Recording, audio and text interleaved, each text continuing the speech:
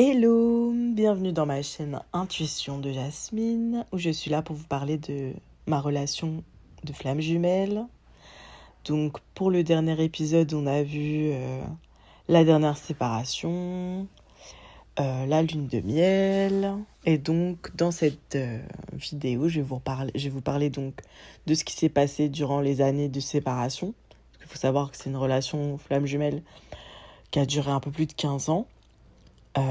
Qu'il faut savoir aussi, c'est que pendant tout ce temps, on n'a pas encore, lui et moi, conscience du lien flamme jumelle. Hein.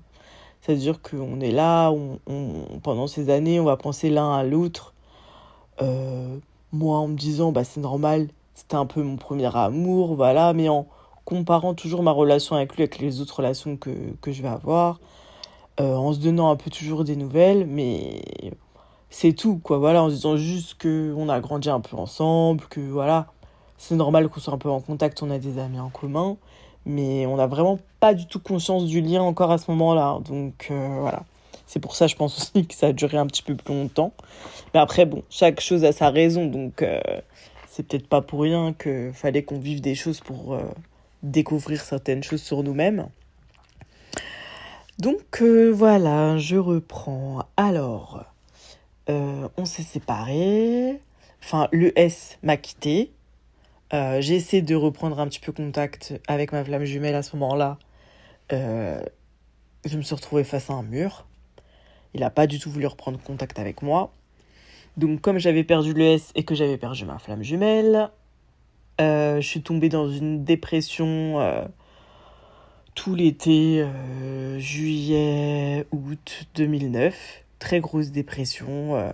Je pleurais tous les jours. Je mangeais pas. J'ai perdu pratiquement 10 kilos. Je mangeais pas, je dormais pas. C'était horrible. Horrible. Vraiment une... J'ai jamais été dans le mal pire que ça. J'ai jamais fait de dépression pire que ça de toute ma vie, je crois. C'était vraiment allé très loin. J'étais vraiment pas bien. Et du coup, je suis quand même partie avec mes parents pendant 2-3 semaines en vacances. Et du coup, là-bas, ça m'a fait un petit peu de bien d'être avec l'air de la mer. Ça m'a sorti un petit peu de la NNA. Mais c'était très, très compliqué. Hein. Mais à ce moment-là, c'était pas une lueur de l'âme où j'ai pris conscience de la relation, où j'ai pris conscience de mes blessures, de ce qui posait problème chez moi. C'était vraiment... Il n'y avait pas encore ce petit truc-là. Donc j'étais encore un peu dans le déni par rapport à ça. Et je pense que c'est aussi parce que j'étais jeune. À ce moment-là, j'ai 19 ans. Donc voilà, du vis de trucs très perturbants de ma première dépression amoureuse. Donc ensuite, donc on est en 2009. En 2011, on a le mariage d'un ami à nous. Donc on a invité tous les deux au mariage. Il faut savoir qu'on s'est pas revus depuis 2009, lui et moi. Donc on s'est pas recroisés. Et là, on se croise à ce mariage. Voilà, donc moi ça me fait toujours... j'ai toujours les petits papillons quand je le revois en 2011. En plus, en 2011, encore un petit chiffre sympa. Après le 8 de l'infini, le 11. Donc, c'est le mariage. C'était dans un grand restaurant la soirée et on était assis à côté. Et du coup, on a passé la soirée assis à côté.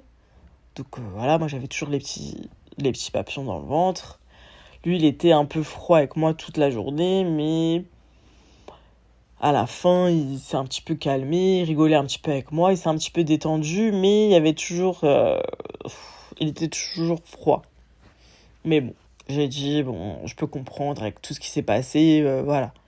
Il va pas être... moi, je l'avais quitté plusieurs fois, je pense qu'il avait encore un peu de rancune, c'est normal. Donc je l'ai laissé, voilà, je l'ai un peu laissé tranquille. Et donc, après ça, on n'était plus en contact, juste de temps en temps sur Facebook, pour se donner un petit peu des nouvelles.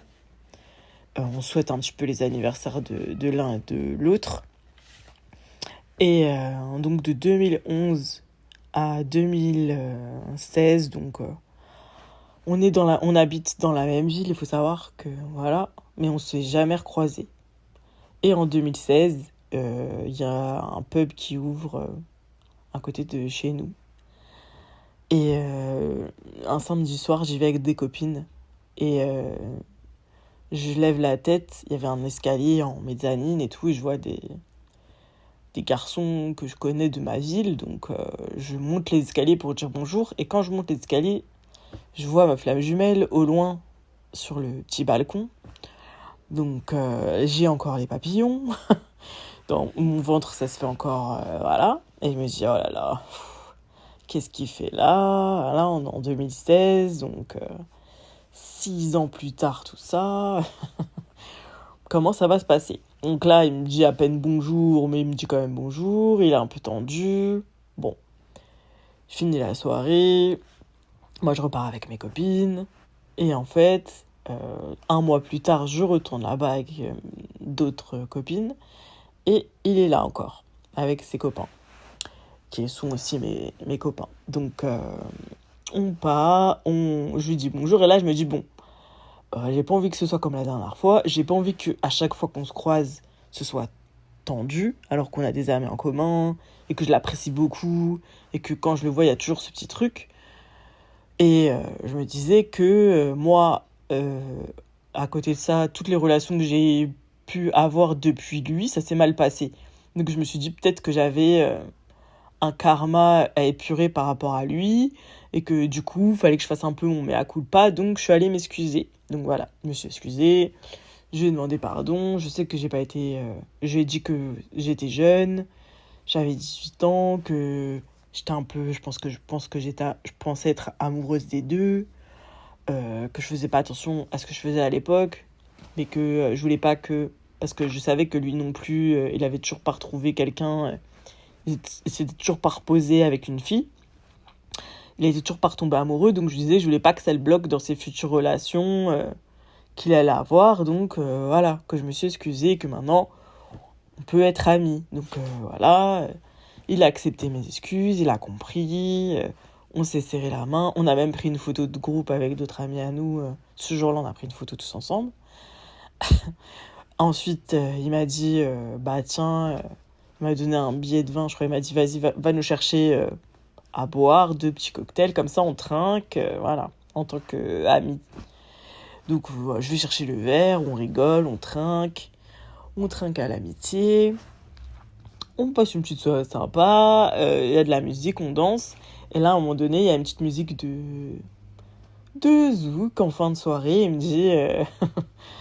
bah danse avec moi, et donc je viens danser avec lui, on danse ensemble. Là dans mon corps je sens que on est en 2016, 6 ans plus tard, il se passe encore quelque chose, mais moi je me dis que c'est normal, parce que je me pense que c'est parce que c'est mon premier amour, et que c'est normal de ressentir un petit truc pour son premier amour, voilà. Encore à ce moment-là, je me dis pas qu'il y a quelque chose d'étrange, que la relation est spéciale, que c'est pas normal de recroiser la personne en 2016 comme ça et de danser, voilà. Vraiment, moi je suis encore très naïve et très dans mon faux self à ce moment-là. Je comprends, je me pose aucune question.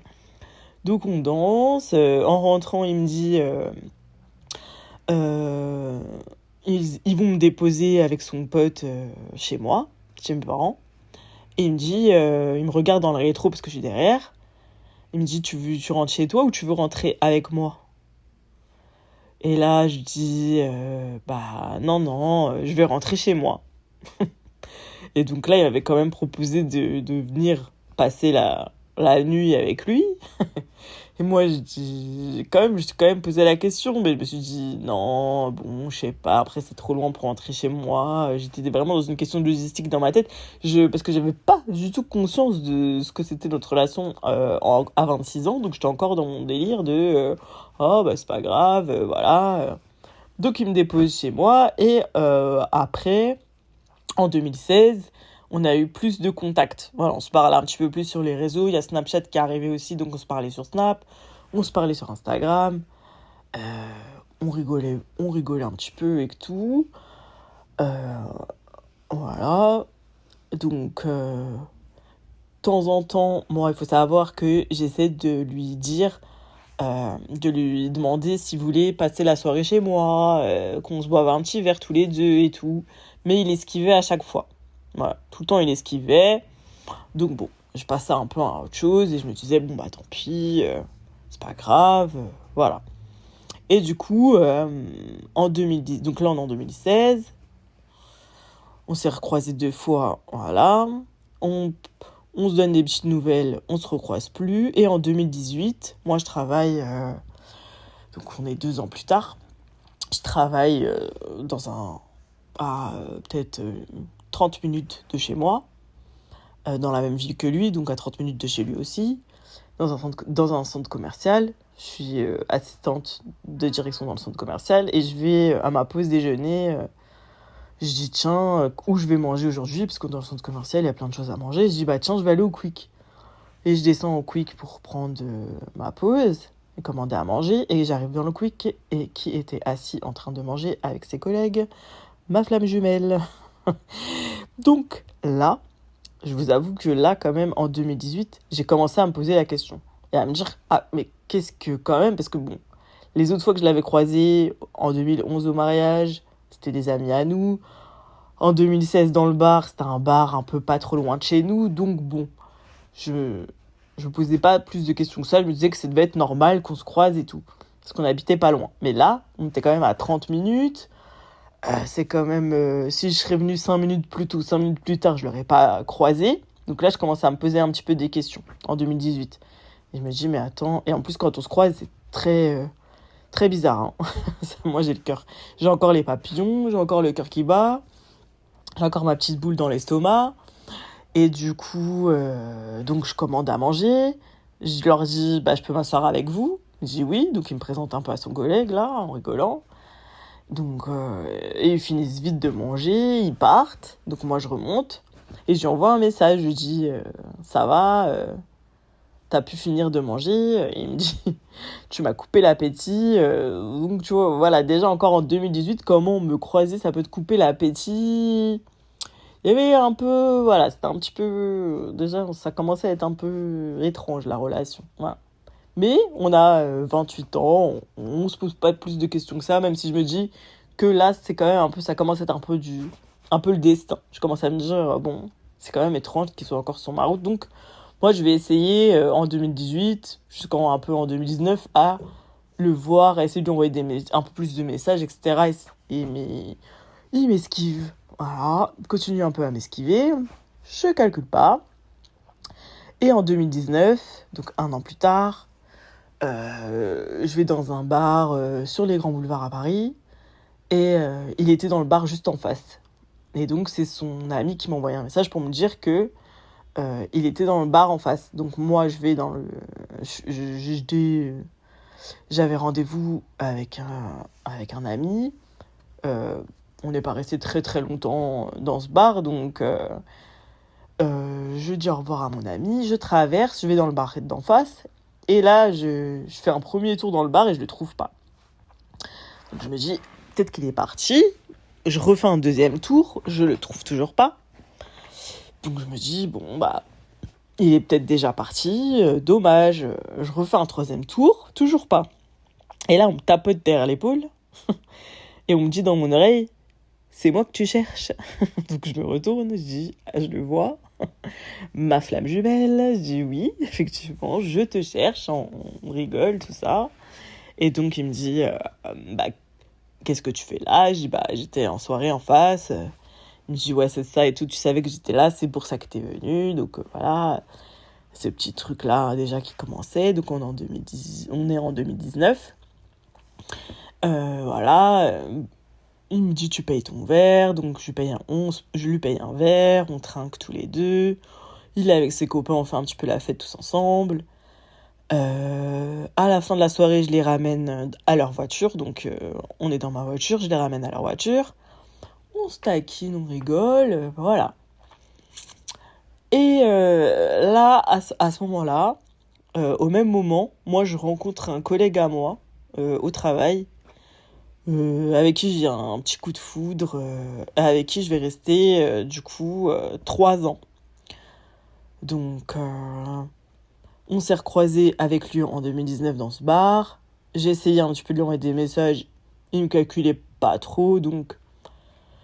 Et puis à ce moment-là, même si j'avais ce petit truc, je me disais bon, j'ai toujours ce petit truc, mais lui, j'avais l'impression que c'était pas vraiment réciproque, ou que lui, il était pas, même si je lui tendais un peu des perches, qu'il les attrapait pas trop, quoi. Juste les attrapait quand il me voyait. Parce que quand il me voyait, il peut pas faire semblant. Mais quand après je reparlais en message, il faisait celui qui va pas répondre, ou qui va changer de sujet, ou qui va esquiver. Donc bon, moi je fais ma petite rencontre de mon travail, là, mon collègue, coup de foudre, on se met ensemble très vite, on habite ensemble très vite, c'est le confinement en 2020. On habite ensemble pendant 3 ans. Pendant les 3 ans, de temps en temps, on va se parler. De temps en temps, on va se parler avec ma flamme jumelle pour se donner des nouvelles. Mais c'est tout. Donc voilà, je vous ai raconté ma première NNA, tout ce qui s'est passé un petit peu pendant cette plus grande séparation avec la flamme jumelle, les petites synchronicités de quand on s'est recroisés de la vie. Mais à ce moment-là, toujours pas conscience du lien. Donc moi, je vais faire 3 ans de ma relation. Après, ça va se finir et c'est à ce moment-là que je vais un petit peu ouvrir les yeux. Donc c'est dans cette prochaine vidéo que je vais vous raconter comment j'ai compris ma relation, comment ça s'est terminé ma relation avec mon collègue. Voilà, donc je vous remercie de m'avoir écouté et je vous souhaite une belle soirée.